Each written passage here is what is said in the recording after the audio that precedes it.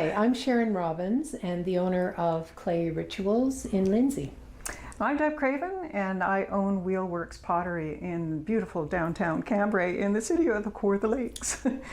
I've been doing pottery since about 2006, so about 18 years, on and off for about 10 of those, but pretty steady for the past 8 years. And for me, I started a long time ago, but I was, in my profession, there's no time. So once I retired, I have been potting as seriously for about 10 years. Yeah. So pottery is one of the oldest art forms in the world. In fact, the earliest piece of pottery that has ever been found was found in the Czech Republic, and it's dated from 29,000 to 25,000 BC. That particular item is a small statue of Venus. Other than that, the oldest vessel, and when I say vessel, I mean something that's been made to hold water, drink, food, was found in China, and that is dated in 18,000 BC. So it's a very, very old art form. Mm-hmm. What is it? Essentially, it's just using clay to make something, and then it gets applied with a very, very high heat. And that heat actually changes the molecular structure of the piece and changes it permanently. So it becomes vitrified and really will withstand the test of time. So clay is then heated to a very, very high temperature. And we're talking about temperatures like 2,300 degrees Fahrenheit or 1,200 Celsius. So they're very, very high temperatures. And this firing, that's what we call it. We call it a firing, can occur in a pit, in a bonfire, or in a kiln. Now, in ancient times, most pottery was fired with wood. Today, most people do use kilns. Those kilns can be electric, they can be gas-fired, or they can actually be wood. But kilns that use wood are usually like the size of this room.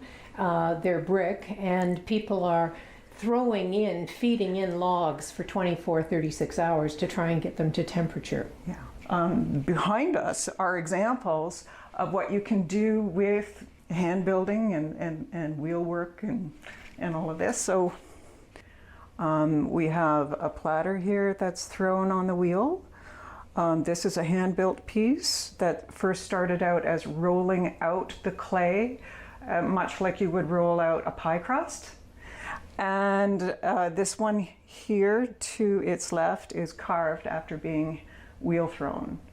And those are some pretty fine examples, and even up here on the shelf you'll have some carving after it's been wheel thrown. Now, most pottery takes 2 firing, but when you're applying something like a gold luster to it, it requires a 3rd firing. Not as hot as the first 2, but it does require that extra step. Right here we have black porcelain, and black porcelain is very hard to find. This porcelain comes from Spain, and it's quite expensive, and so I don't make big things with this, just little things like small espresso mugs or coffee cups. Mm-hmm. Mm-hmm. So what I'm going to do now is to show you how I started with this lump of clay. This is 2.5 pounds of clay, and it will fire in its 2nd firing, as Sharon explained, at high temperature. It'll go white. So it'll go to this white. And this is also the same clay that's used, a white clay, but it's got a blue glaze over some of the under glazing brushwork that I do typically, and this is the brushwork that I do. But I'll just demonstrate how to make the bowl. And so we have the wheel over here. So the height is just about spot on. So I can go out a little bit further and a little bit up before I start opening it. So I'll just finish that little bit first. And there's lots and lots of YouTube videos that you can watch to get tips and skills and practice on your own if you have your own wheel, is a form of therapy for me. And I'm often known with my friends that Debbie throws mud. Okay. So the last part of this, because I've got it to where I need it to be, I'll start opening it.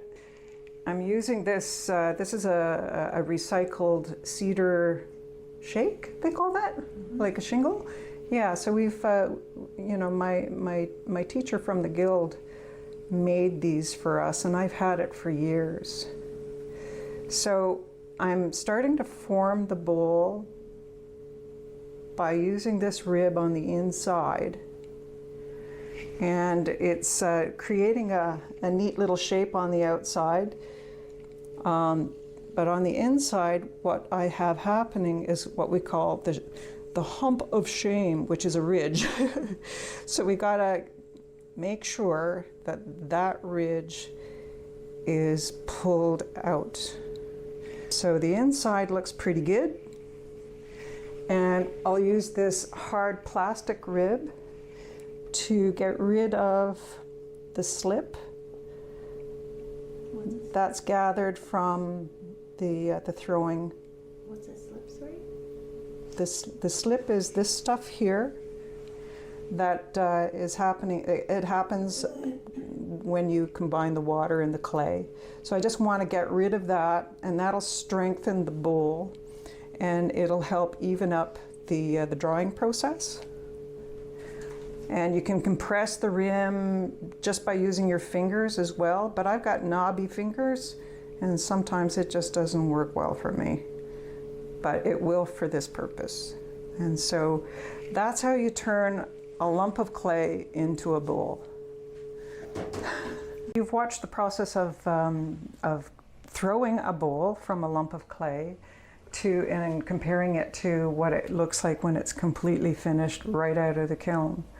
And this darker clay will fire white, depending on what glaze I choose.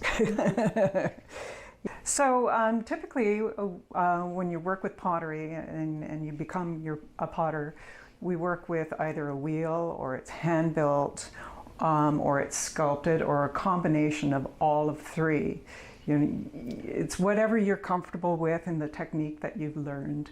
You just apply it to how your creative way of doing things goes, you know, and for me, things change all the time.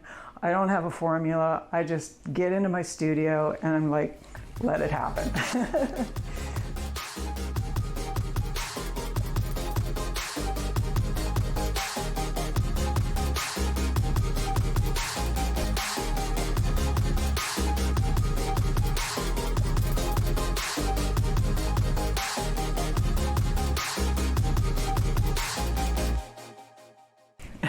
While Debbie and I both have our own studios, we work together collaboratively often, and both of us have taken courses and done work at the Kawartha Pottery Guild, which is in Peterborough. Now, the Kawartha Pottery Guild includes a very large area, and there are people from all over that take courses at the guild. Yeah, and one of the things that we've learned there, and it's part of our practice as potters, is we reclaim our clay. So what comes from the wheel, when we have the slop water and the trimmings and everything, nothing gets thrown out. We collect it in our buckets, and then we reclaim it on plaster bats that draws out the water from the liquidy slop. And when it gets to almost this stage, a little bit drier than that because it is kind of sticky, it's removed, and this is an example of a bag load of the reclaimed clay. And we'll use it again and again and again until it's lost its oomph. Yeah. But a lot of the times we never throw anything out because clay can be expensive when you buy it, and why spend unnecessary money and throw it out in the dumps or whatever? You use it. That's what we do. So Debbie showed you how to throw a bowl on the wheel. I'm going to show you something different, how we can actually throw some different pieces, attach them together, and make something new. So this is what I'm making right now. This is a small coffee pot, and if you're a coffee drinker, you might know that pour-over coffee is a new thing. So this is what you would use instead of a plastic contraption that you'd put on top of your coffee mug or on top of your pot. A filter would go in here, your coffee would go in here, water is poured in, and after a time it would drain through, and you have the equivalent of 2 cups of coffee here. So how did we make that? These are all the pieces that made the coffee pot and the pour over.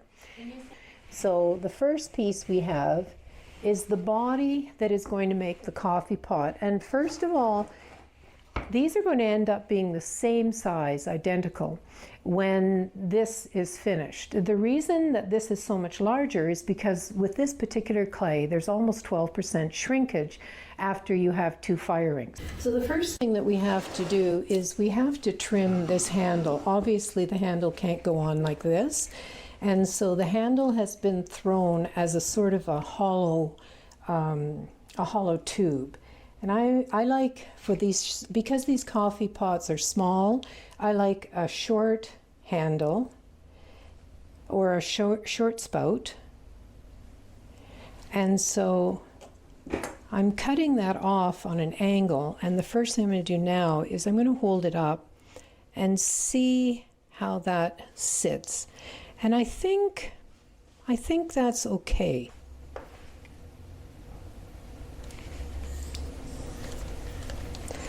And now what I have to do is I have to prepare the surface here and the surface of the spout so that they can attach together. And I do that by scraping an edge here, loosening. What you're doing is you're loosening up the clay. And when we loosen up the clay like this and then apply some slip, which, as Debbie explained, slip is just sort of a slurry of clay and water, that slip will act almost like a glue, and it will help to hold the spout. Now, I'm going to do the same thing on the ends here of the spout. Now we have to apply the glue, and the glue is this slip. So you can see really this is what slip is. It's like mucky clay. Something that a kid would like to get their fingers and hands and feet in.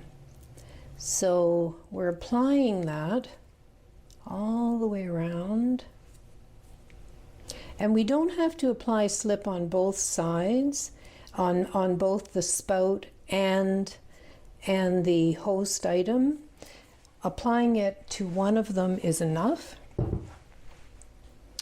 Now up comes the spout. The spout goes in place. We gently push it in.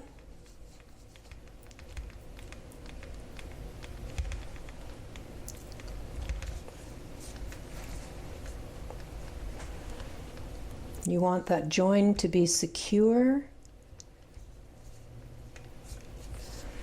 but you don't want it to be lumpy. So you try and smooth it out as much as you can with your fingers. And very often we'll use a sponge to sort of clean up that join. But you'll notice that at the top there's a little bit of an area that it's hard to get your fingers in there to try and join that. So what we do with something like that is we make a little teeny tiny roll of clay.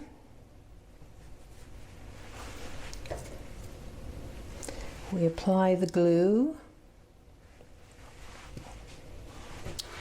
And we slip that right over the spout and then we can secure that. And there's a variety of tools you can use to do that.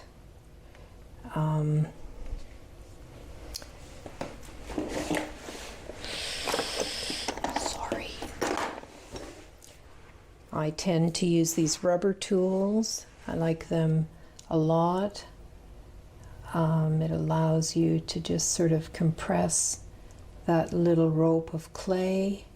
And then I always use the brush again to smooth it all out. And your coffee pot now has a spout. There, and I think that's done. That sits inside, and once you remove this,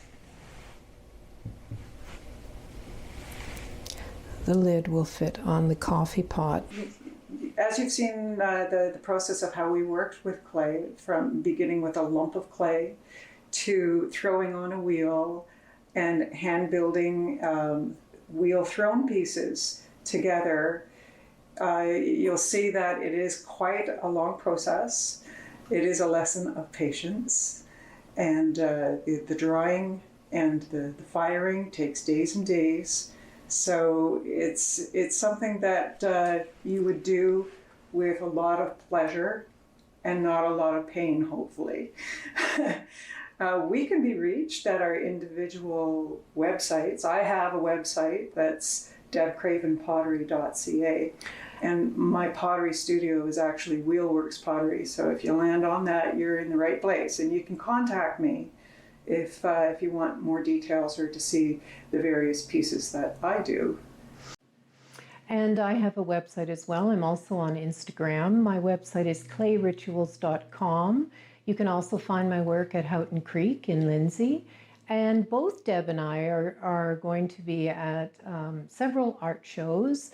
The first one is coming up May 25th, 26th. That's made in the Kawartha Lakes, and that's at Settlers Village in Bobcaygeon. There's one on the Labor Day weekend, which is the Kawartha Arts Festival, and that is the Labor Day weekend in Fenland Falls. In addition to that, I think you're in the studio tour. I'm in the Victoria County studio tour, and that's the last weekend of September and the first weekend of October. And there you get to visit us in our studios and, visiting artists who are also in each other's studios, and the various types of art forms that we do. It's a very meditative task, and it's something that I think is really important for people to find a creative outlet. And so we'd encourage anyone that might be interested in throwing a little bit of clay to contact us, or contact the Kawartha Pottery Guild, or talk to someone else you know that throws clay, and give it a go.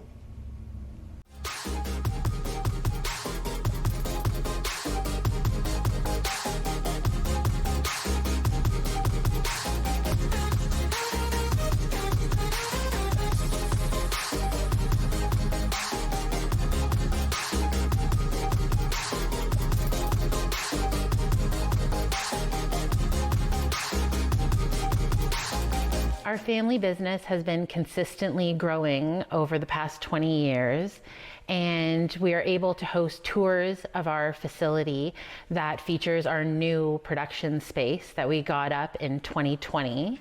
And you can book a tour, minimum 4 people, and you get to go to the winery, enjoy the tastings that we have of our wines and ciders out on shelves, but then you get to pop over to our production area and you get a tour as well as exclusive samples of soon to be released products that aren't open to the public yet. And then to culminate the tour, every member gets to go home with a complimentary sampling glass that has our logo on it as a little memento, and it makes for a great afternoon outing with family and friends. So a little glimpse into the process that we do to make our wine. We get our local fruits and berries, and then we process them. They go into these tanks for fermentation, and then they sit in these tanks to clear for anywhere from 2 months to a year, depending on the wine. Some of them even stay in these tanks for over a year, so they have a nice little home here for a while. And then for the bottling process, our whole staff gets involved, and we bottle, we label, and then we put it on shelves for everybody to enjoy. We also have an event space where local instructors teach a variety of classes and workshops. We have everything from felting and painting to yoga and belly dance for more adventurous people. And in the colder months, we host music and dinner nights that feature local bands, local catering. It really is a spot where we hope the community can come all year round to enjoy different activities without having to make the jaunt to Peterborough or Lindsay, someplace local that you can have fun, join up with friends and family, and have a good time. It's actually our first year, 2023 was our first year hosting events, and we've already hosted a wide variety of community events, private events. And when you're here, it includes our full-length live edge bar. We have plenty of parking, an open space that you can tailor to your needs, and we have tables, cutlery, everything that you need to make an event special. This past year, we hosted our music and dinner nights, which we've really become known for. It always features a different local musician or band in the space, and we also feature local catering, and every time we have a dinner, it has a different theme. And we always have our bar available with all of our wines and ciders and coolers stocked up, so you can enjoy the entire variety of products that we have to offer. We really do get all demographics. We thought we could anticipate kind of who would be interested in what events, but we really get a range from the community. So for belly dancing, we have everybody from, in their 20s to in their 70s and 80s. And same thing with our painting classes. We have a variety of ages, we have men, we have women, and it's really something that people have been coming out to enjoy. This summer, we're doing quite a bit. We're actually clearing out land to plant more fruit and more trees. We have booked our entire summer with a variety of workshops. So we have new ones like floral workshops where you can design your own bouquet, more painting classes, and everything from felting to the belly dance, yoga, reflexology, astrology, it just keeps going on. And our goal is that if you're up here at the cottage or you're living here, that every weekend you can count on something happening at the winery for you to go and experience and enjoy. We're always looking to feature new instructors, new teachers. So if you host anything that's a creative class or an energetic workshop, reach out to us. You can find us on social media, and that's also where we feature all of our classes and workshops. So if you're interested in attending any of them, you can go on our website or on social media and you can see what's coming up next. Although we are a winery, we also have a line of ciders and wine coolers that are a great alternative for people who might not enjoy wine or beer, and they're a refreshing alternative for the summertime as well. You can find them on tap at the winery all summer long, or at a few local businesses, including Old Dog and Just for the Halibut in Bob Cajun, Elmhurst in Keene, or Gusto Grande in Lindsay. They are something that you can know that you're supporting local when you see them at a local restaurant, or pop on by and enjoy them on the property. Since we opened our gift shop in 2004, we have featured local creators who don't have their own brick and mortar store or are looking to expand outside of their existing town in Kawartha Lakes. We feature over 60 wines, ciders, and coolers. All of them are made from local fruits and berries. We've actually released 9 new wines in the past month, so whenever you come in, there's always something new to sample. We have everything from dry to sweet, something for everyone, and we even have sparkling desserts. So stop in at our complimentary sampling bar and enjoy a free sample of any of our wines and ciders. We're located in between Buckhorn and Bogcajun on County Road 36, and we're open 7 days a week from 10 a.m. to 5 p.m. You can also shop on our website, www.kawarthacountrywines.ca, and you can also find us on Facebook and Instagram.